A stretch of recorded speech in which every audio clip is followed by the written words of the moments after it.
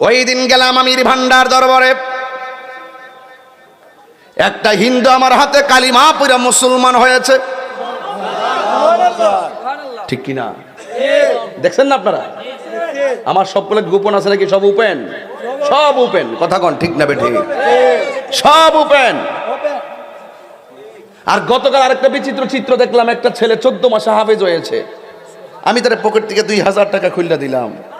পরে বলতেছে গো হুজুর, আমার আম্মা ইন্তেকালের আগে বলছিল আমি যেন হাফেজ হয়। এই ছেলেটার মা মারা গেছে, অথচ ছেলেটা তার মা মারা যাওয়ার পরে এই ছেলেটা 14 মাসে হাফেজ হয়েছে। আল্লাহু আকবার বলবেন না? যে চিনে সে কিনে। তবে সবচেয়ে বড় হলো দোয়া লাগে বাজান, মানুষের দোয়া লাগে।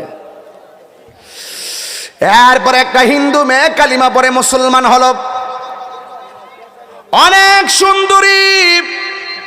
জিজ্ঞাসা করা হলো, বোন কেন তুমি হিন্দু দিকে মুসলমান হয়েছো? ও যুবক ভাই, হিন্দু মেয়েটার কথা প্রায় মাহফিলে বলি শুধু বোঝার জন্য। মেয়েটা বলে আমি মুসলমান হয়েছি একটা কারণ আছে। আমার আব্বা যখন মারা গেছে আমি বাবার পাশে দাঁড়ায় রইলাম, দেখলাম চিতাশালায় যায় আমার আব্বারে পোড়াইতেছে। নিচে দিয়া লাকড়ি দিছে, উপরে আমার বাবারে শোয়াইছে, আবার উপরে দিক দিয়ে লাকড়ি দিয়া নিচ দিয়ে আগুন ধরায় দিছে। আমার বাবার লাশটা পুড়তেছে। হঠাৎ করে আমার বাবার পা গুলো ঠেঙ্গা মেরা দাঁড়ায় গেছে। লাঠি দিয়ে আমার বাবার লাশের উপরে বাড়ি দিছে, বাড়ি দিয়ে আমার বাবার লাশের পাটারে সোজা করছে। এবার কিছুদিন পরে আমার আম্মা মারা গেছে। আমার আম্মা বড় পর্দাশীলা ছিল। আমার আম্মা এত পর্দাশীলা ছিল, যদিও হিন্দু কিন্তু নিজের পর্দা নিজের শরীরটারে তিনি ওপেন করতেন না।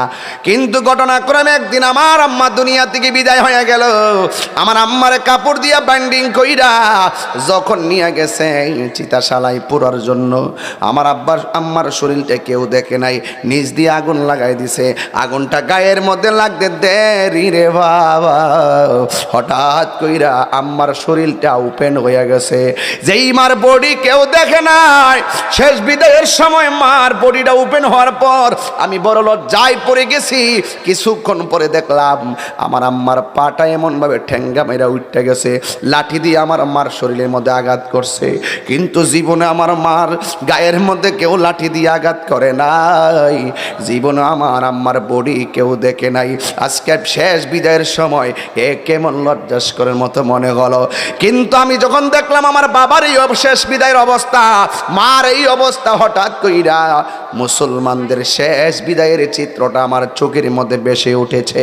মুসলমান যখন মারা যায় ওই চতুর্দিক দিয়া কাপড় টানায়, কসকু সাবান দিয়া এমন গরম পানি দেয় না যে গরম লাগে, এমন ঠান্ডা পানি দেয় না যে ঠান্ডা লাগে, কিন্তু কসকু সাবান দিয়া তারে গোসল করায়, চতুর্দিক দিয়ে কাপড় টানাই, আবার শরীর থেকে চাদর দিয়া বডি থেকে কাপড়টা খুললা তারে এমন ভাবে গোসল করায়, আঙ্গুলগুলা খিলাল কইরা দেয়, দাঁতগুলা খিলাল কইরা দেয়, পায়ের আঙ্গুলগুলা খিলাল কইরা দেয়।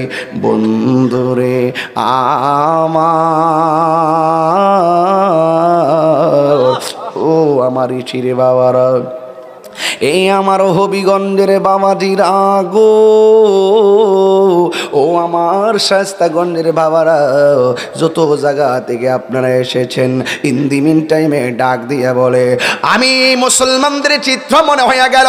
মুসলমানরা গোসল দেয়, কানের মধ্যে তুলা লাগায়, ভিতরে যেন পানি না ঢুকে। কথা কন ঠিক কিনা? এত মায়া কান দিয়া তুলা ঢুকাই,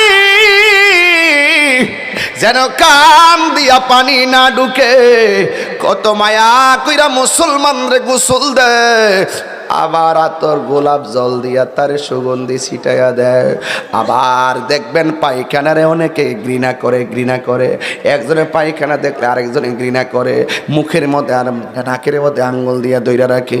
কিন্তু মুসলমানরা যখন মারা যায়, মুসলমানরে যখন গোসলখানায় নিয়ে যায়, গোসল করার পরে ওই লাশটারে এমনভাবে দইরা 2-3 জনের শক্ত লাশটারে বসায়, বসায়া পেটের মধ্যে অনেক সময় শুয়াইয়া চাপ দেয়, অনেকে মাথাটা তুইল্লা চাপ দেয়, নিচ দিয়া যদি পায়খানা বের হয় এই টিস্যু দিয়া পায়খানা গুলা পরিষ্কার কইরা দেয়। মুসলমানরা শেষ বিদায়ে কত মায়া করে। হিন্দু মেয়েটা বলে পায়খানাগুলো এই কাপড় দিয়া চাদর দিয়া পরিষ্কার কইরা দেয়, গামছা দিয়া পরিষ্কার কইরা দেয়, কত মায়া। এই মায়ার কথা আমার মনে হইয়া গেছি। আবার বাজার থেকে নতুন কাপড় আইনা সুন্দর কইরা বাইন্ডিং কইরা পরাইয়া দেই গো। আবার মুসলমানটারে চোখের মধ্যে সুরমা লাগাইয়া দেয়। মসজিদ দিকে খাটাই না, এত ভারী লাশটাকে কান্দি নেওয়ার জন্য মানুষ পাগল হয়ে যায়। কেন পাগল হবে না? আমার নবী বলে ও আমার উম্মত, আহারে ও আমার উম্মত, যারা মৃতের লাশটারে কাদের মধ্যে লইয়া 40টা কদম দিবে।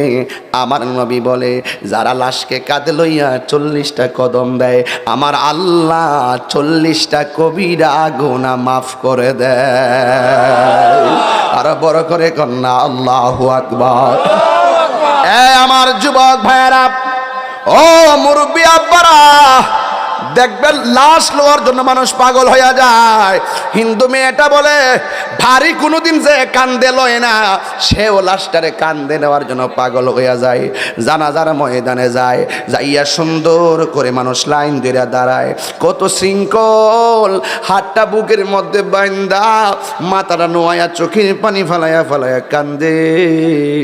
আর মানুষ একটা সামনে দাঁড়াইয়া কি সুন্দর করে মাপ চায়, কি সুন্দর করে মানুষের কাছে ক্ষমা চাই। হাদিস শরীফের মধ্যে আছে জানাজার ময়দানে যদি লাশটার কাছে দাঁড়াইয়া যদি কেউ বলে মানিক মিয়া আজকে মারা গেছে, আমি জানতে চাই মানিক মিয়া ব্যক্তি হিসাবে কেমন ছিল। সবাই বলে ভালো ছিল। মানিক মিয়া ব্যক্তি হিসাবে কেমন ছিল? কই ভালো ছিল। মানিক মিয়া ব্যক্তি হিসাবে কেমন ছিল? ভালো ছিল। আল্লাহর হাবিব বলেন যেই ব্যক্তি 3 বার এমন ভাবে মানুষের কাছ থেকে জবানবন্দি লয়, আল্লাহ ওই সময় ফেরেশতাদেরকে ডাক দিয়ে বলে দেখ সমাজের শত শত মানুষ তারে ভালো কইতাছে, তোরাও সাক্ষী থাক, আমি আল্লাহ তার নামটারে প্রেমিকের খাতায় তুলে দিলাম। আল্লাহু আকবার,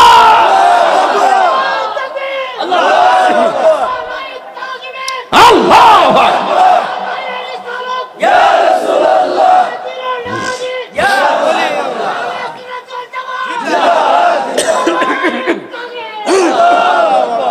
আল্লাহু আকবার বলেন, আরো জোরে বলেন আল্লাহু আকবার। আমার যুবক ভাইয়েরা, আমি কিন্তু ওয়াজ করতেছি, মাঝে মাঝে কিন্তু আকীদা ঢুকাইতেছি। এইগুলো আমাদের দেশে নাই। গেলে কার আগে কেডা জানাজানা পড়বো, কই সময় গেছে তো বাজারে গিয়ে ঘন্টার পর ঘন্টা বয়াতে হে এই মুনাফিকের গোষ্ঠী। আর এই মানুষটারে সুন্দর করে ভালোবাসা কবরে নিয়ে বিদায় করে চোখের পানি ফেলাই বিদায় করব, সবাই মিল্লা এক খাস করে তার জন্য দোয়া করব। এই মানুষগুলোকে কবরের পরে পাওয়া যায় না, কথা বলেন ঠিক কি না বলা? খোদার কসম করে বলি, তুমি যদি অস্থির হয়ে যাও, তুমি কাগজে কলমে লিখে রাখো, তুমি মারা যাওয়ার পরে মানুষ খুঁজে পাবে না। দেখবেন যত ব্যস্ততা তার জানাজার মাঠের মধ্যে, যত ব্যস্ততা তার মসজিদের ভিতরে, যত ব্যস্ততা তার ঈদগার ময়দানে, সময় হইছে না হয়ে গেছে কত কষ্ট পাইছে মনে আমার কথা কইতাম না। মুনাফিকরে সাইজ করলাম, মুনাফিক ঘাটে ঘাটে মুনাফিক। মুনাফিকদের সবচেয়ে বড় সেন্টার হলো বাজার।